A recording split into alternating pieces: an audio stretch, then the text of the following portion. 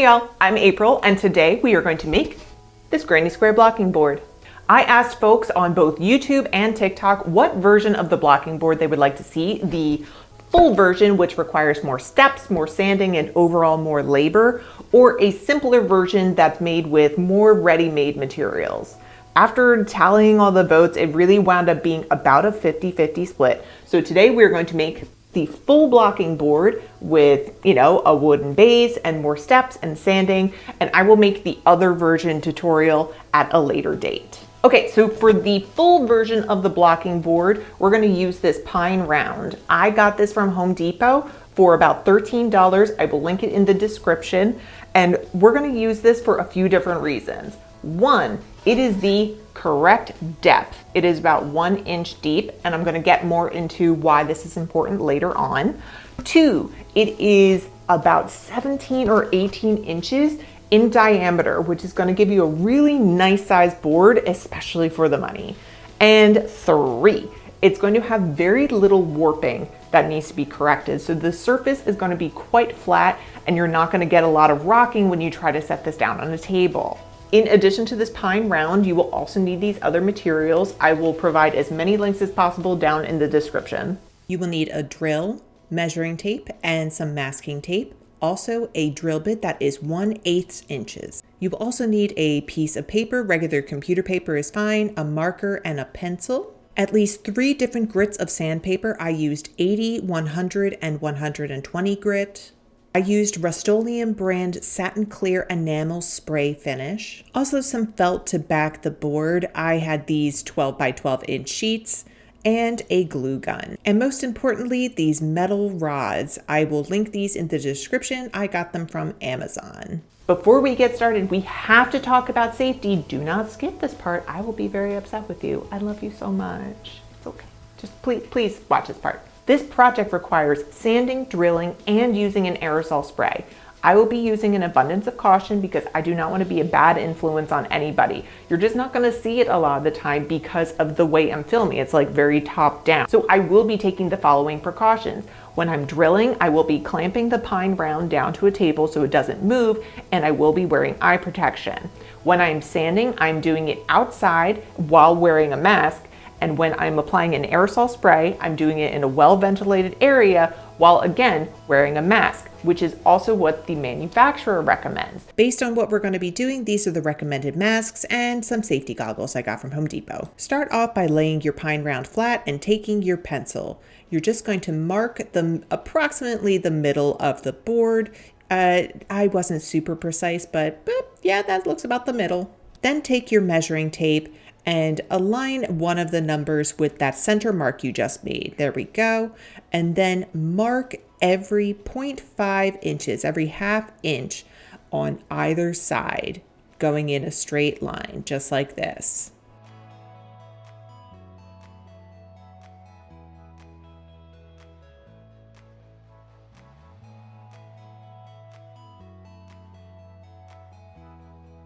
Once you've marked on either side of that center mark, you're going to grab your piece of paper and you're using that as a 90-degree angle, because now we have to start marking in the opposite directions, but it's a little tricky to do with this circular object. So I'm just going to line up my paper on the marks that I just made like this. And now I'm going to just draw a line down the other side of the paper. This is giving me a perfect 90-degree angle and a straight line going in the opposite direction. I'm just going to continue my line because my piece of paper isn't quite long enough to go across.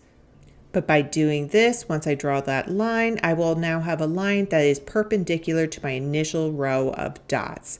So now I'm just going to line that up. And again, I'm going to mark every half inch all the way across my board. So now I will have rows of dots going in 2 different directions in straight lines. Now I'm just going to choose one of the rows of dots. It doesn't matter which, and I'm going to use my piece of paper to continue to draw straight lines that line up with one of the rows of dots. So you can see here, I'm drawing straight lines that are all half an inch apart, but using the dots as my indicator as to where to draw my lines. And I'm just going to worry about doing this with one of the rows of dots. I will show you what to do after you've drawn straight lines with every row of dot in one direction. And this is what it looks like. You can see we just have a series of lines running in the same direction, all spaced half an inch apart based on those dots.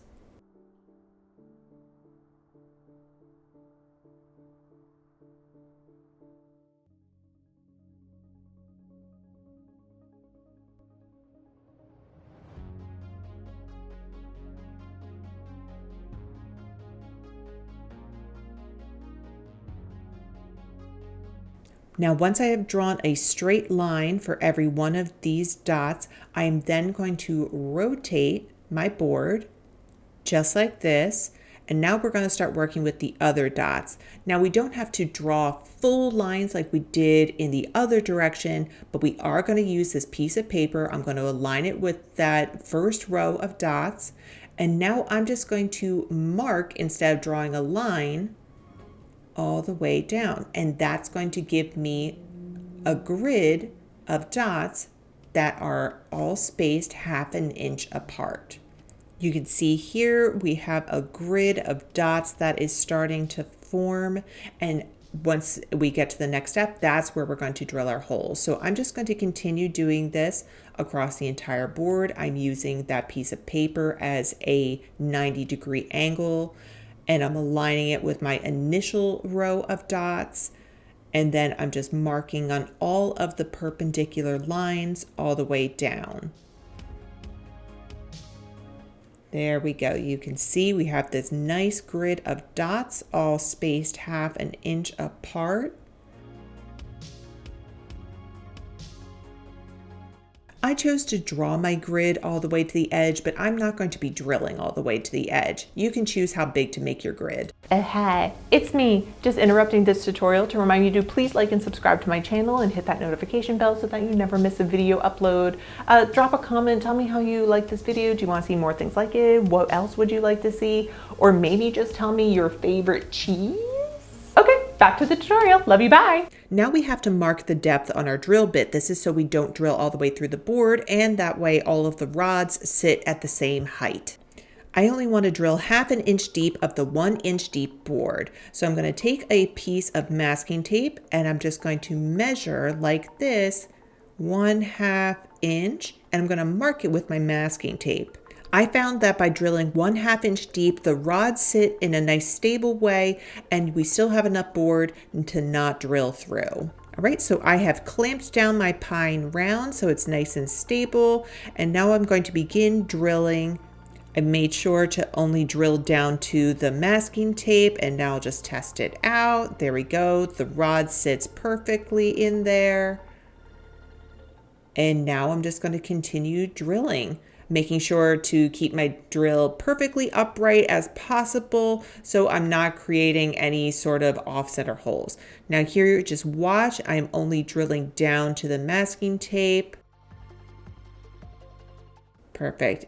Now you can see after I have been drilling for a bit, the masking tape starts to get bunched up. So I need to keep an eye on that so I don't wind up drilling down too far.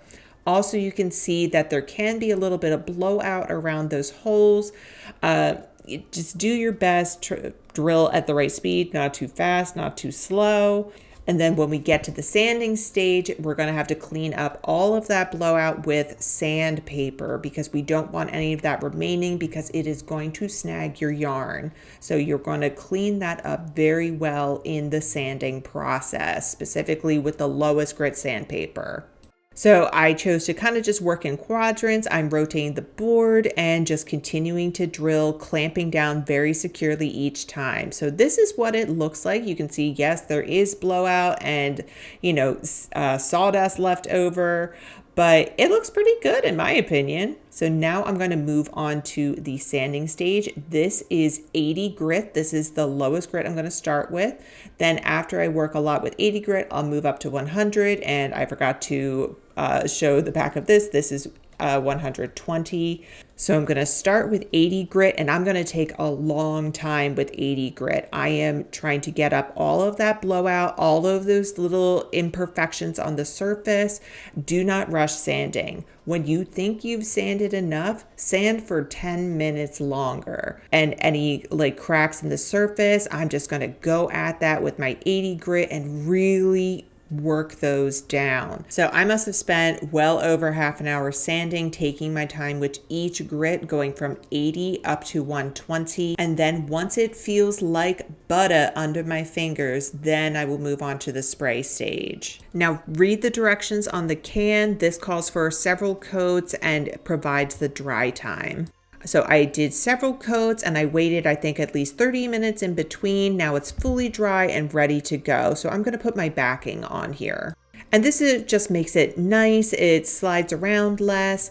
I don't have a piece of felt that's big enough, so I'm going to use several pieces of felt. These are all 12 by 12 inch, so I'm cutting down 2 in half and I'm keeping 1 whole. I'm just going to tape them all together like this to kind of form a larger piece of felt. Now I'm okay with these being mismatched because no one's going to see them, but if you want to buy one single piece of felt that fits the whole thing that's one color, please go ahead and do that. So I flipped my board over and taking my glue gun, and I'm just going to apply some glue. I kind of did this in a willy-nilly sort of way. So I'm putting some glue around the edge, and then decided that in the middle was better. So I put some in the middle, and I have put down my Frankenstein together piece of felt, and now I'm just kind of gluing it around all the edges so that it just stays put. You can also use a different glue option if you want. I just got lazy and I didn't want to use any sort of professional-ish glue, and I'm using my glue gun. And then I'm just trimming off the excess so it all just sits under the blocking board. This makes it so the blocking board doesn't slide around as much, and it's quieter when it's set down on a table.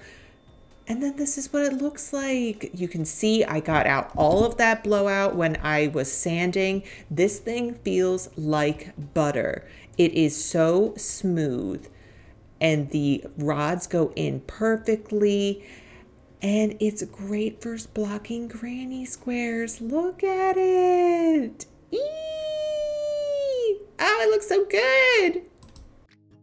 All right, babes, I know that was a lot of work, but it's going to be worth it. I hope you enjoyed watching this video. Until we meet again, please stay safe, wash your hands, and happy crocheting.